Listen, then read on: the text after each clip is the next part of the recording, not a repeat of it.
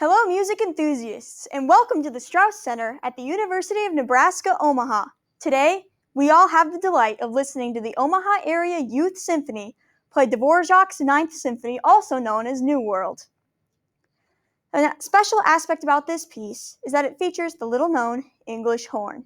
Most people don't know very much about the English horn or anything at all about it, so let's fix that. Today, we're going to learn what the English horn is, where the name came from, and how it keys up compared to the other woodwinds. So, without further ado, let's take a tuning A and start the symphony.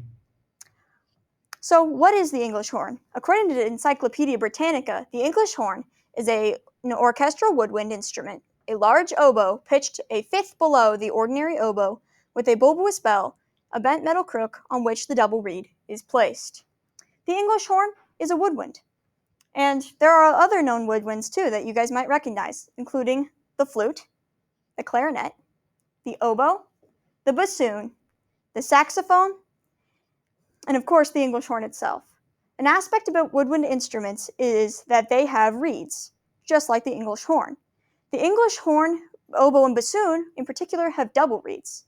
Double reeds are two pieces of wood or cane tied together and they vibrate on each other. Woo! Another aspect about them is that they're made of wood. The English horn, oboe, and bassoon are all made out of, and the clarinet too, are all made out of either African blackwood or grenadilla wood, according to Woodwind Brasswind, and it really just, which one depends on the maker's preference and the model. Another aspect about the English horn is that it uses keys to make notes, just as depicted in the image you'll see now. So, when you put your fingers down in a certain combination, it creates a certain note. And on the English horn, it's special. So the notes your fingers put down isn't necessarily the note that comes out. The note that comes out is going to sound lower than what you put down, just because the English horn's special. Why does this happen? Or why did we write it this way? No real particular answer. It just is. But it does make the music all on the staff, so it's easier to read, as you're going to find out. All right. Let's count our rests into the second movement as we learn about the origins for the name English horn. According to Robert Stanton's master's thesis for North Texas State University, the English horn's name came from its predecessor, the oboe de Cassia, which was curved and horn-shaped. The English part of the name came from the English horn's tone sounding similar to English hunting horns, as depicted in the image you'll see. However, because the real answer got lost to the mistranslations of time, there are multiple theories. Another theory comes from Michael Finkelman in the New Grove Dictionary of Music and Musicians.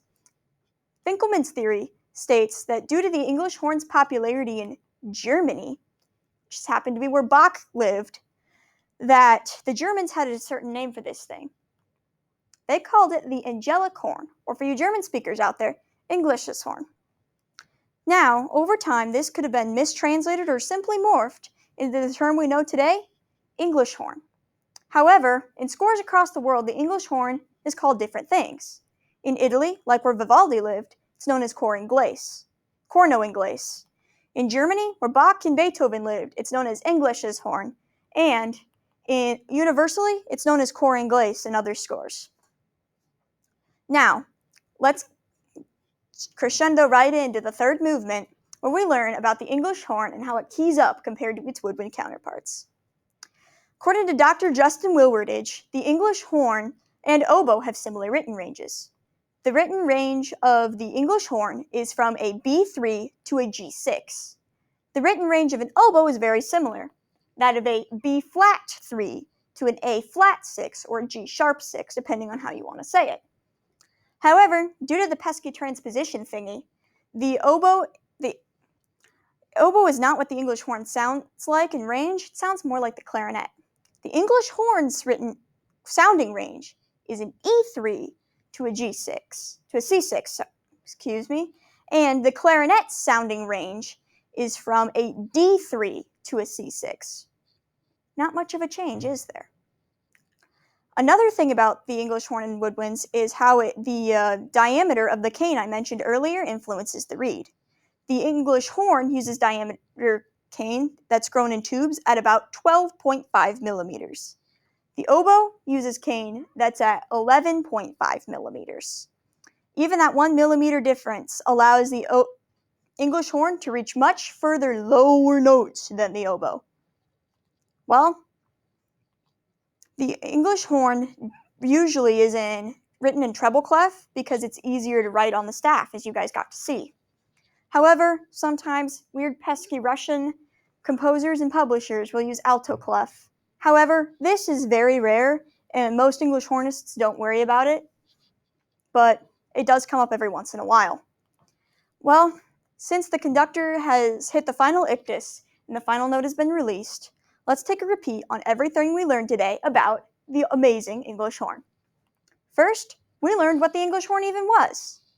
Second, we learned about the origins of the name English horn.